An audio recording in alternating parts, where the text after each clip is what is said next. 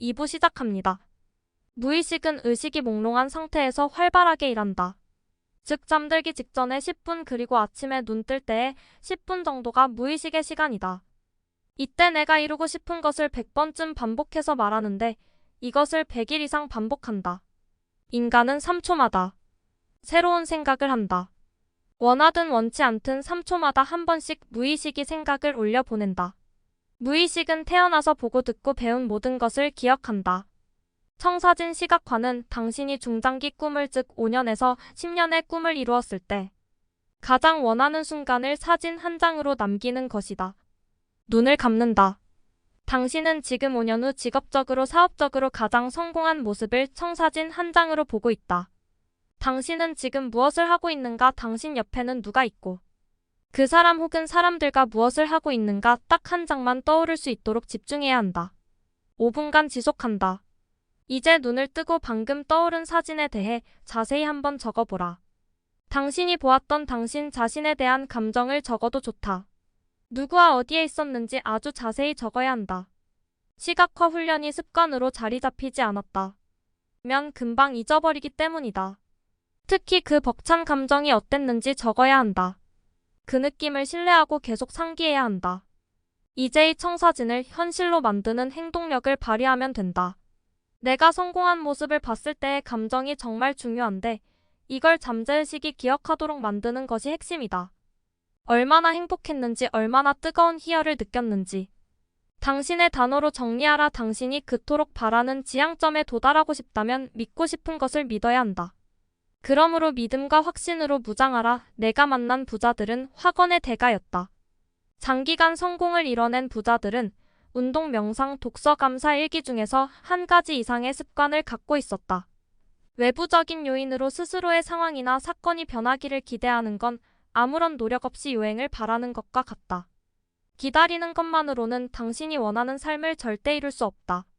크게 성공한 사람들이 죽기 전에 후회하는 것이 있다면 사랑하는 사람과 충분한 시간을 함께 하지 못한 것이라고 한다. 워런 버핏은 성공이란 나이가 70 넘어 내가 사랑받고 싶은 사람에게 사랑받는 것이다. 라고 말했다. 업계에서 만년 2위였던 펩시코를 1위로 만든 주인공인 인드라 누이. 시인은 아버지에게 들은 최고의 조언을 삶의 지표로 삼았다. 그것은 다른 사람들이 무엇을 말하거나 행동하더라도 선한 의도를 가정하라는 말이었다.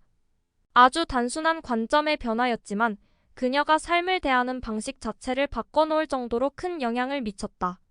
상대방의 언행을 일단 선한 의도로 받아들이면 그 사람을 진심으로 이해하려는 마음이 생긴다. 그리고 이러한 태도는 상대방의 행동을 바꾸게 만든다. 목표를 이루는 것보다 중요한 것이 고난을 이겨내는 힘이다. 고난을 이겨내려면 살아야 할 이유를 명확히 알아야 한다. 특히 당신이 유일무이하고 가능성이 무궁무진한 존재라는 것을 스스로 믿어야 한다. 원하는 것을 얻으려면 먼저 당신부터 귀하게 여겨라. 삶을 하찮게 여기는 순간 사람은 그때 죽는다. 지금까지 웰싱킹 소개해드렸습니다. 지금부턴 제 얘기입니다. 시크릿 유나 자기계발 서적 또는 기업가가 펴내는 일종의 회고록 같은 성공 서적 등을 안 좋아하시는 분들도 꽤 계신데 저는 믿져야 본존이라는 생각을 합니다. 내가 잘 될 것이라고 믿고 말하고 목표를 되새기며 긍정적인 태도로 살아가는 것이 우리의 삶에 무슨 큰 해로움을 가져오겠습니까? 기껏해야 시간 몇 분 손해본 것인데 그것도 평상시 우리가 낭비하는 시간과 비교하면 세 발의 피죠. 이 책의 저자 켈리 최가책에 소개한 이런저런 방법을 통해 큰 사업적 성공을 거둔 것은 사실입니다. 물론 여기서부터 불신하는 분들도 있습니다. 책은 그럴듯한 이야기만 담고 있을 뿐 진짜 성공 비결은 책으로 배울 수 없다는 사고방식입니다. 또는 그저 행운 덕분이라고 폄하하기도 합니다. 그것도 하나의 판단이니 저는 존중합니다. 다만 저는 누군가가 어떤 성공적인 결과를 가져오는데 사용한 방법이라면서 소개하는 내용에 대해서 기본적으로 믿고 시도해보는 편입니다. 성공한 사업가나 위대한 업적을 남긴 분들이 도대체 무슨 억하심정으로 진실이 아닌 거짓을 책으로까지 펴내겠습니까? 자기 명예를 위해서 그렇다 고 하는 분들도 있는데 물론 그런 경우도 얼마든지 있습니다. 하지만 그럼에도 그분들의 말에서 분명 배울 점이 많다 고 생각합니다. 그래서 관심을 기울이고 해봐서 큰 손해가 나지 않을 일이면 시도해보는 게 현명하다고 여깁니다. 되면 좋고 안 돼도 본전이니까요. 이 책에서 제게 가장 와닿은 부분은 좋지 않은 습관을 파악해서 끊고 성공한 사람들의 좋은 습관을 찾아내서 내 것이 되게끔 훈련하라는 것입니다.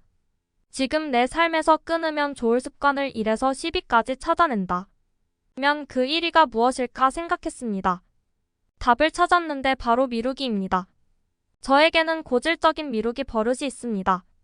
이 습관을 없애려고 오래 무척 노력했는데 아직도 완전히 고치지는 못했습니다. 미루기 버릇을 없애려고 제가 하고 있는 것은 즉시 하기입니다. 이메일을 읽으면 즉시 답을 하거나 삭제하고 송금할 일이 생기면 즉시 송금하고 약속 잡을 일이 있으면 즉시 연락하며 알아볼 곳이 있으면 즉시 검색하거나 전화를 하는 것입니다. 아직도 갈 길이 멀지만 언젠간 이 미루기 버릇을 완전히 고칠 날이 오리라 확신합니다. 이 책에서 중요하게 다루는 확언과 시각화는 이미 오래전부터 해오고 있었습니다. 아직 가시적인 성과는 나오지 않았지만 앞으로도 계속할 생각입니다. 이 책의 저자 켈리 최가 이룬 성과는 입지전적인 것입니다. 이런 분의 이야기는 들어볼 가치가 있습니다. 여기까지 켈리 최 웰싱킹 2부 마지막 소개였습니다. 구독과 좋아요는 물음표 채널에 대한 호의입니다.